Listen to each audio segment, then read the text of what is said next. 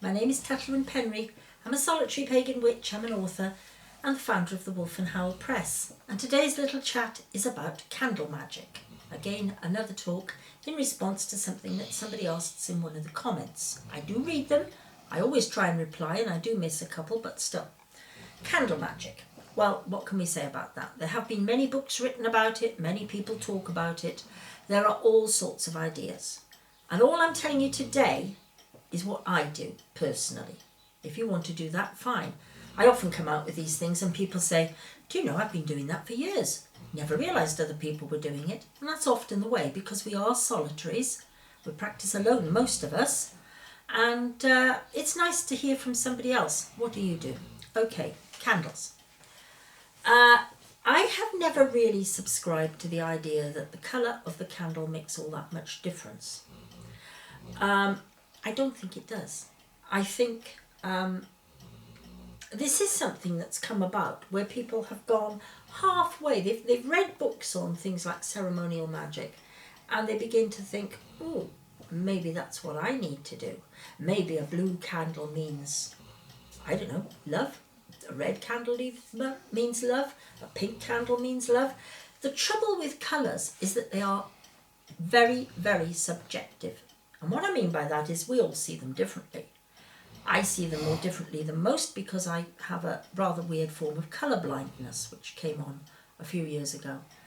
And so I can look, it's quite funny actually. If you ever see me out and about, you'll see me sometimes look at something like this and then look at something like that. And what I'm doing is I'm trying to get an idea of what colour I'm seeing, because my left eye sees things differently from my right eye. And they both see things differently shape-wise. But anyway, this is important, I think, because it makes us understand that what colours are and how people describe colours is a very personal thing. In fact, if you look at old texts like Romans, they will sometimes call a flower black. Now, they don't actually mean a black flower. What they mean is a dark flower. And that could be a dark violet flower, dark red, very dark red, dark blue, like irises. Some irises are very dark. So we have to stop and say, well, yes, okay, we're not talking about that. The colour is a very personal thing. So what I would say about colour is, if you feel you really, really must work with colour, there are several ways around it. Firstly, that you can use a coloured candle, fine. You can use coloured things with the candle. So you could use a white candle, say, surrounded by coloured flowers. A coloured sheet of paper will do as well if you can't get hold of it. Because I actually like to work with the ordinary white tea light. Nice and small, round, burns for an hour or two and it's gone. The problem with trying to find coloured candles is that you can't always find what you want. And sometimes you're buying a candle which is roughly the right colour. Well, if you believe colour is important, you really want the right colour. So I would say use a white tea light, coloured flowers, coloured paper shapes if you're good at origami, all sorts of things you can do. Get creative. Obviously, be careful of fire hazards. You don't want to set the whole thing up in smoke, but you can do it. And what is the purpose? How do we use it? Well, really, a candle is a focus. We have our altar, and if we don't go in for using an altar, and I don't always use an altar, mine is outside. I'll sometimes just clear a space on the table. In fact, if you could see my table now, you would see just how cluttered it is.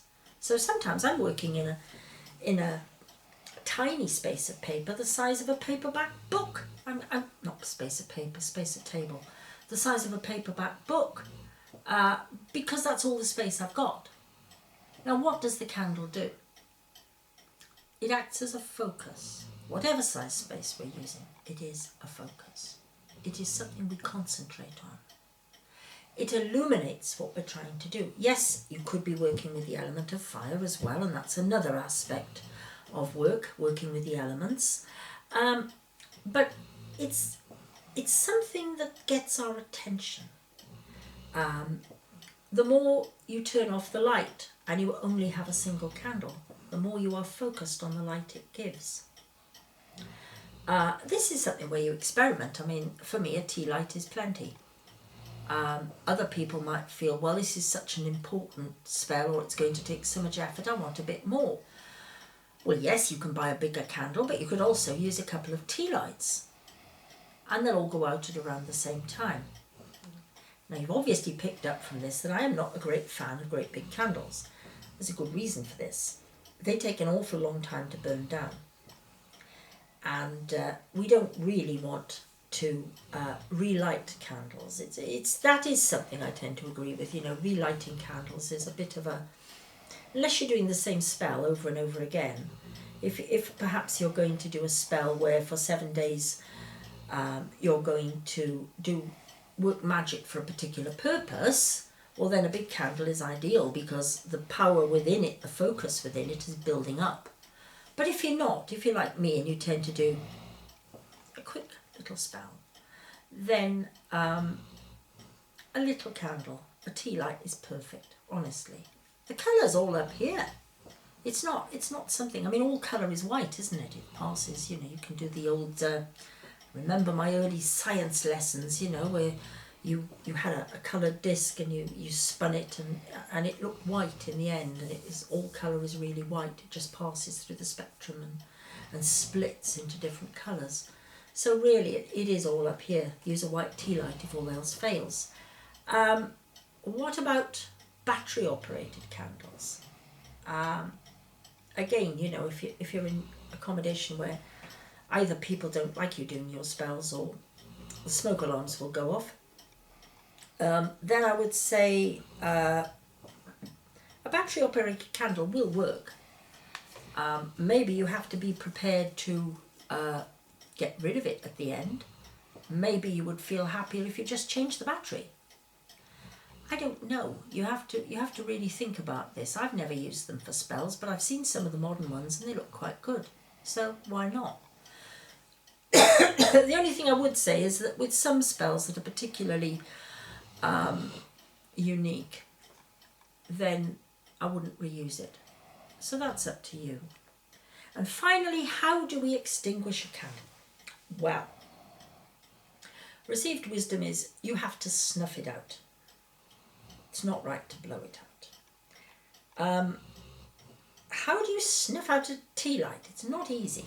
That's why I like them, because they will go out on their own. But if you really, really have to get rid of it quickly, it just hasn't burned out quickly enough, what I would suggest doing is blowing them out. And blow them out with the end of your spell. Now, if some people like to say, so mote it be, it's really the equivalent of amen, you know, so be it. One of my favourites is Fiat, F-I-A-T, let it be done. And you can say, let it be done. I mean, you can just say, right, on your way.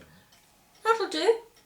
And just, as you say, right, on your way, Fiat, whatever, a nice long steady stream of breath until it's gone.